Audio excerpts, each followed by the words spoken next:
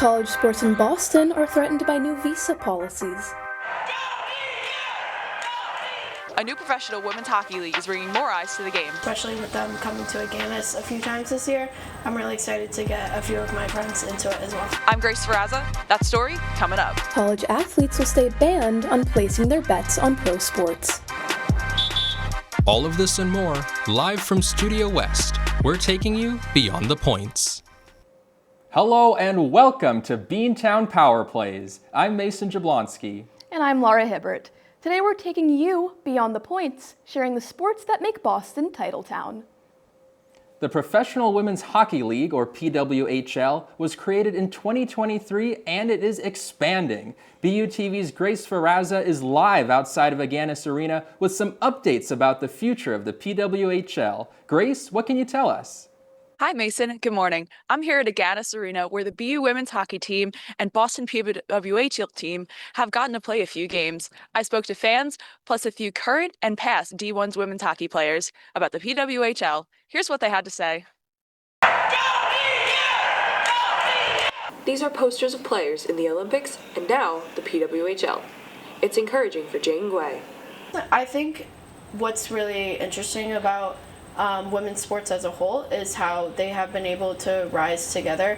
I would definitely make an argument that over the last few years the WNBA has made the biggest rise out of all of women's pro leagues, but that's also led to a rise in attention to women's sports like the PWHL. Boston is the home of the Boston Fleet, one of the original 6 PWHL teams. The PWHL says its mission is to unite female hockey players under one league. With the PWHL, especially with them coming to Aganis a few times this year, I'm really excited to get a few of my friends into it as well. They played their first season in 2024, and since then, over 1 million fans have attended games in its first 2 seasons. Last season, the league says it drew in over 700,000 viewers during the regular season and the playoffs. Professor Laura Hannon played D1 hockey in college. She says that this opens the doors for new players. What I love to see now is that young girls can look up to women in the WNBA or these high-level D1 female college athletes. They can look up to women in the PWHL. They can look up to women who now coach, right? There's women coaches in men's professional sports. The PWHL says there are more eyes on women's sports. They've expanded from 6 teams to 8 teams this season. Maeve Kelly is a defender on the BU hockey team. And I think it's just really cool that they have people now that there's people that I looked up to that are still playing, and then there's girls that I played with that are not playing. So I think it's cool to see it all kind of come full circle and be able to be like, I know her, like I played with her, I can do that too. There are 1,100 women's hockey players in the NCAA, according to the organization. For BUTV, I'm Grace Ferrazza. Back to you in the studio, Laura and Mason. Thanks, Grace. President Trump's new visa policy could have major consequences for international athletes. The change requires employers to pay $10,000 for each H-1B visa, which is expected to make it harder for international students to stay after graduation. Golfer Amy Hahn says her team is already feeling the pressure. Yeah, my coach actually talked about this quite a lot, especially at the start of this year. He was like, you gotta keep your mind on like what you post on social media and like all those kind of policies that you had to deal with. The Boston Bruins are retiring former captain Zdeno Chara's number 33. This jersey will be hung from the rafters in TD Garden. A pregame ceremony on January 15th will recognize Chara for his leadership skills and honor him for being the first European player on the team to retire his number. Bruins fan Steve Demers says he'll be in the crowd. I mean, he was the ultimate, penultimate leader for us. He was aggressive, he was skilled, phenomenal leader on and off the ice.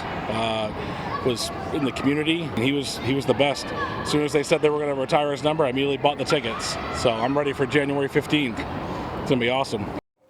College athletes have not been allowed to place bets on sporting events. A new rule would have changed that, but it's been taken back. BUTV's Jack Hughes is in the studio with us to talk about the future of sports betting. Hey Jack, what's going on? Hey Laura, I had the chance to speak with NCAA officials and fans about what's next in the world of sports betting. Here's what I learned. With the winter sports season kicking off, an NCAA rule that would have allowed athletes to bet on pro sports has been taken back. The change comes as some sports fans are worried about students getting hooked.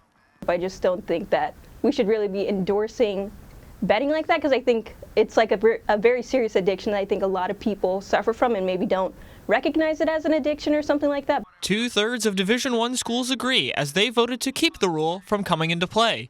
An NCAA spokesperson confirms the last of the needed votes came in just 30 minutes before the final deadline. A memo from the NCAA to schools acknowledges the increased influence of sports betting. Jose Rodriguez says he's seen the growth of sports betting culture. This new generation, it's different, you know. They like to bet a lot, you know, with FanDuel and other kinds of app that we have. It's not used to like back then. A St. Bonaventure survey finds that in 2025, 1 in 5 sports bettors have lost an amount of money that made it harder to pay bills. The survey says those issues are more common for younger bettors, aged 18 to 34. It's a tough thing for people to lose money, you know, especially when you put sort of your last couple of dollars or whatever the case is on it. So I think that just the mental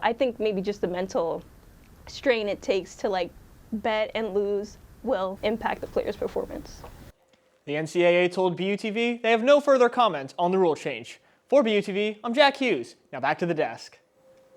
Thank you so much, Jack, for the update, and that wraps up our show for today. I'm Mason Jablonski. And I'm Laura Hibbert. This was Beantown Power Plays. Thanks for watching and have a great day.